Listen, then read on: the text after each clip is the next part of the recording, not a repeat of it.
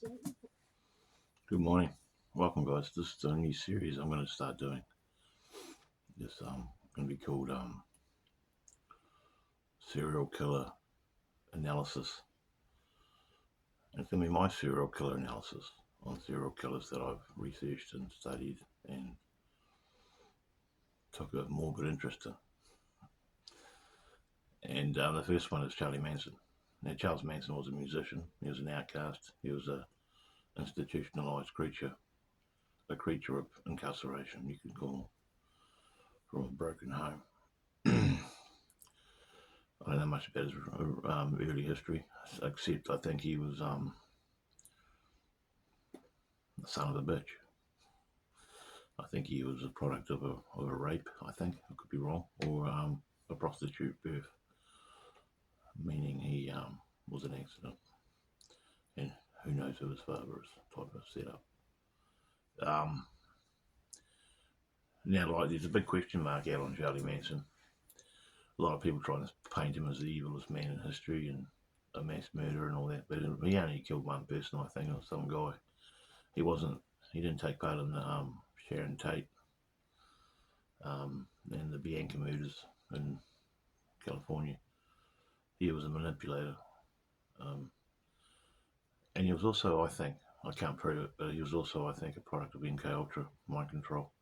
You see, the CIA injected the youth of America with LSD in the 60s, and all that music was coming out. And most of that music were the bands weren't really real. They were stage musicians like Jim Morrison and Frank Zappa and Buffalo Springfield, and the list goes on.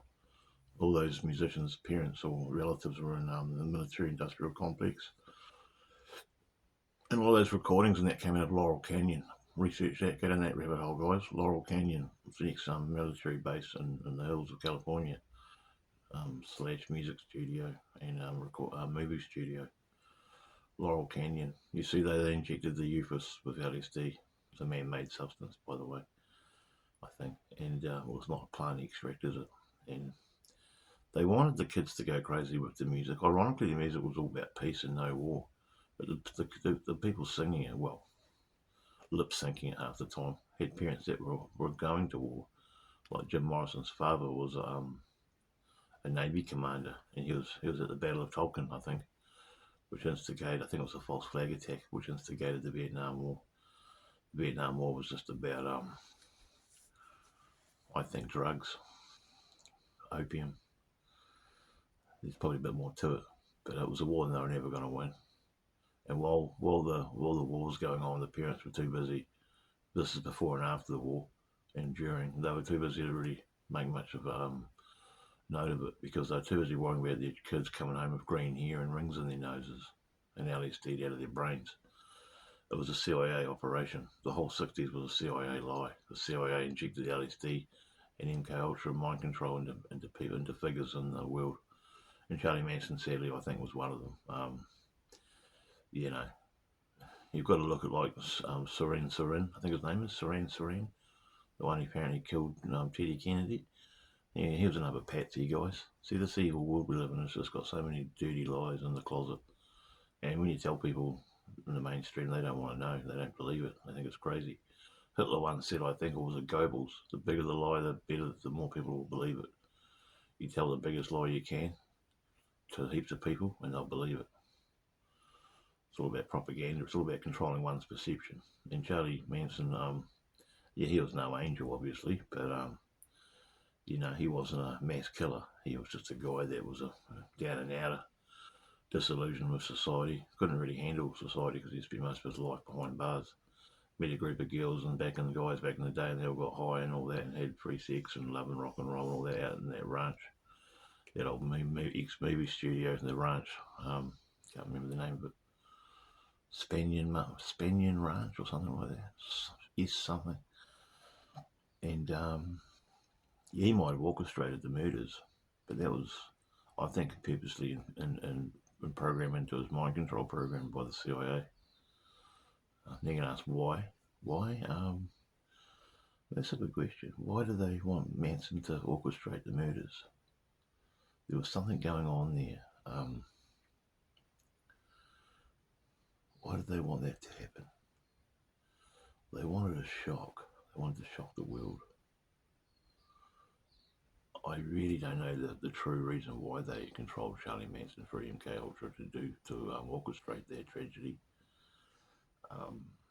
And there'll be a political reason there somewhere. There's some many dark reasons why the CIA do what they do. And you know, guys, that the FBI is now in New Zealand. This country, New Zealand, has the FBI. The headquarters are in Wellington. What is that telling you? You remember, New Zealand's under the Five Eyes Agreement. New Zealand's a part of the America Pact with all those other countries that are stuck under the Commonwealth. Australia, Canada, South Africa, maybe. England, America. This world's not as small as people think it is.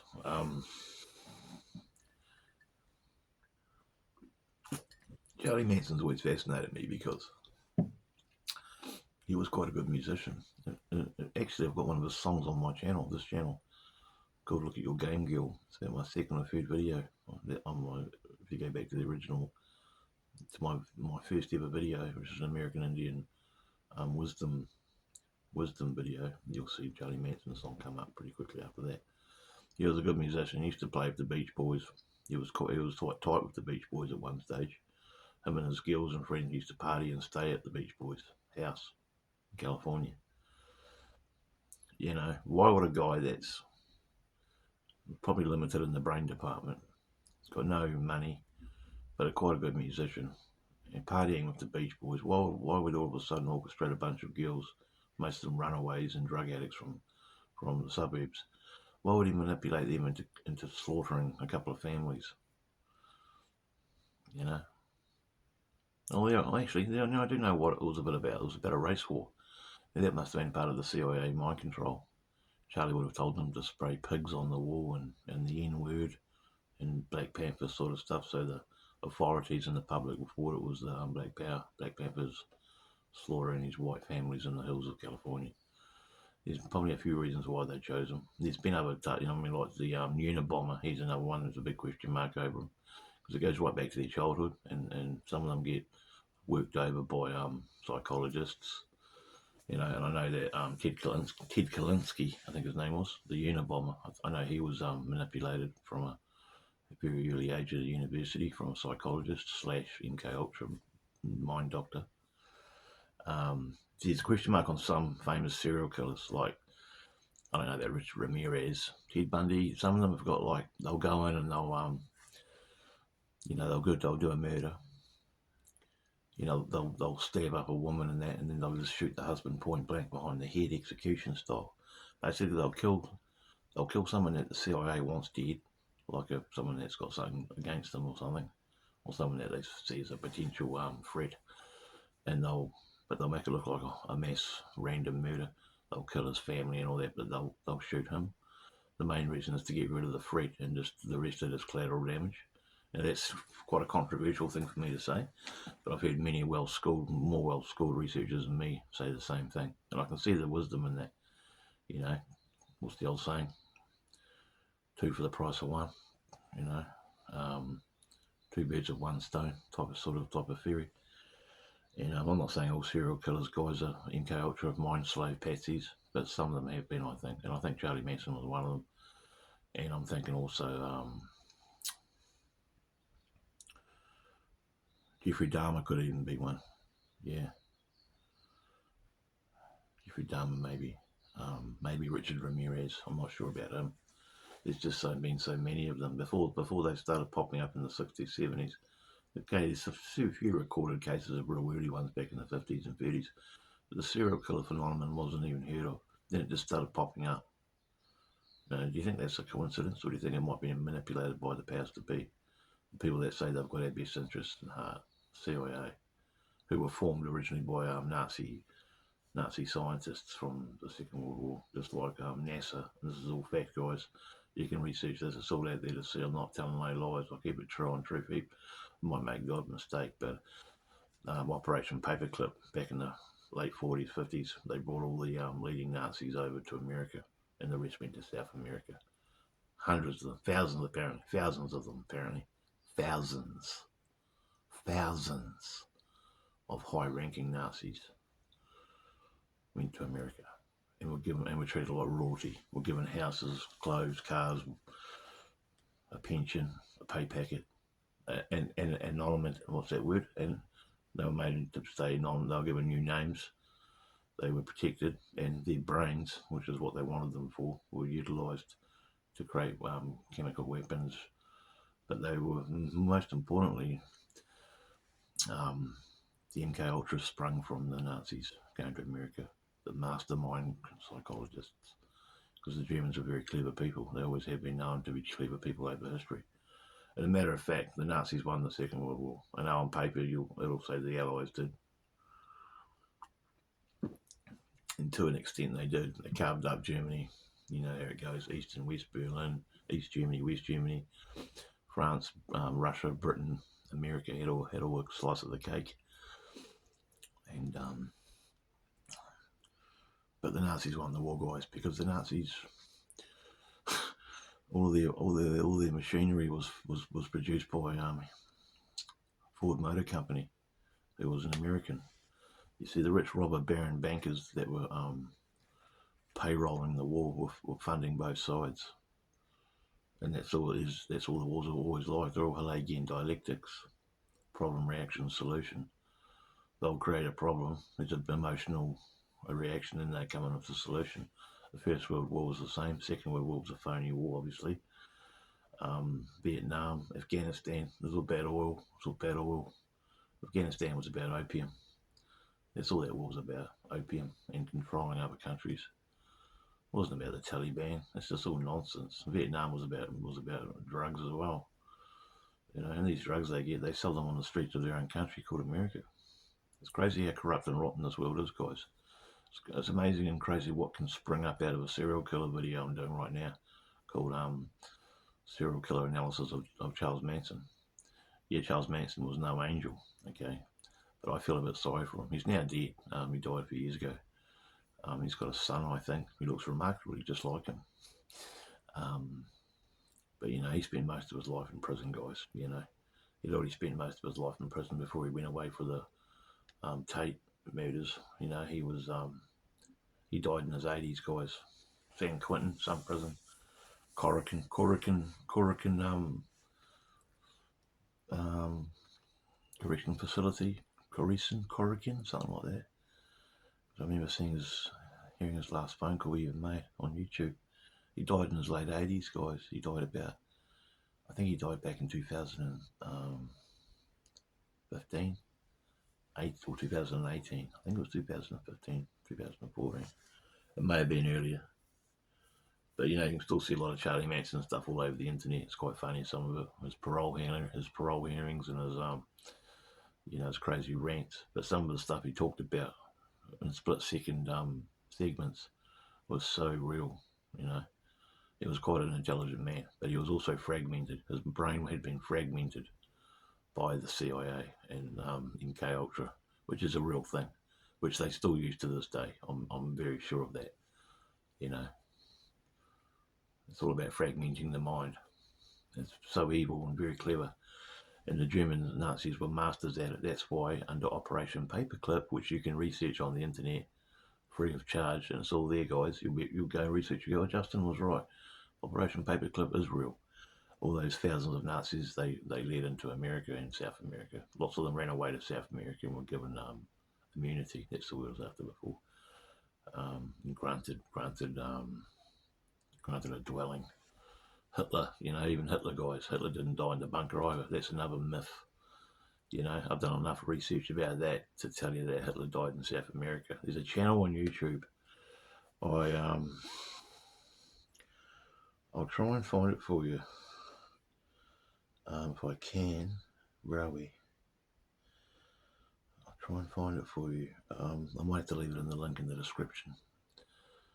It's a guy with a real big nose. He might be Jewish or South American, but he's got a whole channel, and you know, with videos obviously, going around to all these places all the Nazis went. He shows you one of Hitler's houses, one of Hitler's cottages he lived in.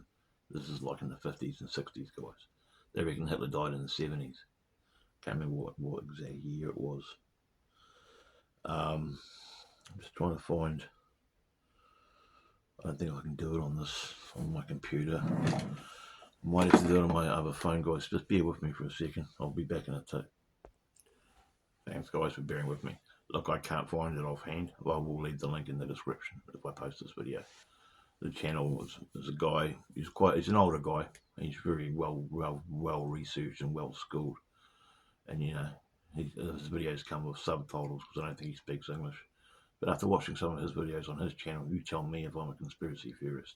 You tell me if Hitler died in the bunker in 1945. Come on, guys. The world is not as it seems. The picture they've painted for your perception is one of lies. So many lies, guys. Lies after lie after lie. The religion, the world history, the human origin, medicine, science, politics, government, the whole thing is just a big bag of lies, guys. Filthy lies. And so many, hopefully not you, but so many people's perception is affected by that because they believe. Excuse me. They believe in the narrative. I'll tell you what, guys, there's no excuses to believe it anymore. Because with the Great Awakening, hang on a minute, let's adjust my stand here. With the Great Awakening that we're in, and the access just at our fingers to research anything we want, about anything we want, is amazing. Look, I'm not saying trust everything you read on the internet, but a lot of it's gold. A lot of it's gold. And there's other. Now, if you've got a high-powered laptop like me, I've got an old 10-year-old Apple Pro. What is it? It's an Apple.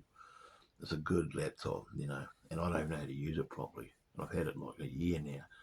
Sometimes I'll type something in the search pad, and you can go to websites, guys. Some stuff you can't find on YouTube. It comes up. And if you're pretty tech savvy, and you've got the link, and you know what you're looking for, guys, you can find amazing stuff that you won't find on YouTube. It even outdoes BitChute and Dogpile, whatever they call, some of those websites, that you can get pretty controversial footage on it. The content's, not for the mainstream. It's highly censored and X-rated. I'm not talking about nothing deviant either, guys, or any dark web bullshit. I'm talking about historical research evidence that is all over the internet that is hard to find unless you know what you're looking for and you're patient and you're tech savvy. But anyway, just to wrap this up, guys, I've been going on too long. I'll try and cut it off at 20 minutes. It seems to be about some people's concentration span these days. But back to Charlie Manson, yeah, gee, I did go off topic there, didn't I? Yeah, Charlie Manson was a strange guy. He was no angel, guys.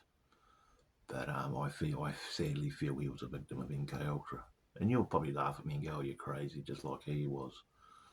But you can do that at your own peril, guys, because the truth's coming out these days. It's all coming out in the wash, guys. One day this will be common knowledge, But hey, I could be wrong too. Never forget that. But from the research I've done, from following my intuition and from just seeing it out in front of me, they didn't want him on the streets. That they wanted him on the streets to do what they did, to do what he made happen with his followers. And for whatever reason, they did that. Sharon Tate Sharon Tate was married to Roman Polanski at the time, and she was pregnant, sadly, with his child. So it was a horrible tragedy, and I really, my heart goes out to the victims too. Even though I wasn't born when it happened. I don't condone the murder of a pregnant woman. I find that utterly despicable and disgusting. But Charlie Manson didn't put the knife in. Okay, his silly, lost, LSD, frizzled brained, bloody female / prostitute eating out of dumpster groupies did it.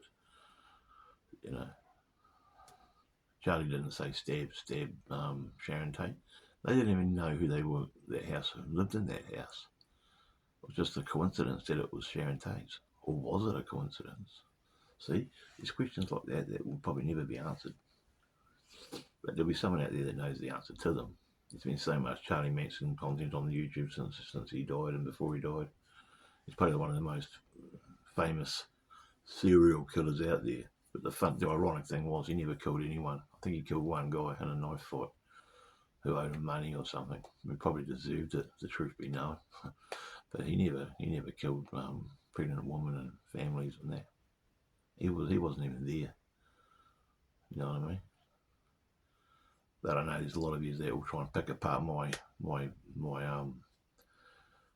the things I've talked about, and you'll try and shoot holes in it, and go for it.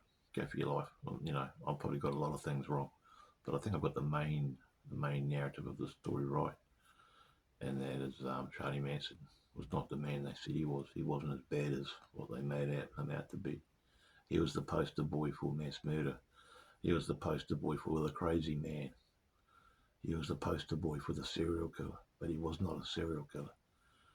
So I thought I'd get this one out of the way first, because this series is going to have about 5 or 7 videos in it. So yeah, thanks for watching me. Thanks for watching the first episode of Analysis of a Serial Killer, I think it's called. I'll think of something anyway. Leave a comment. Thanks for watching. Goodbye.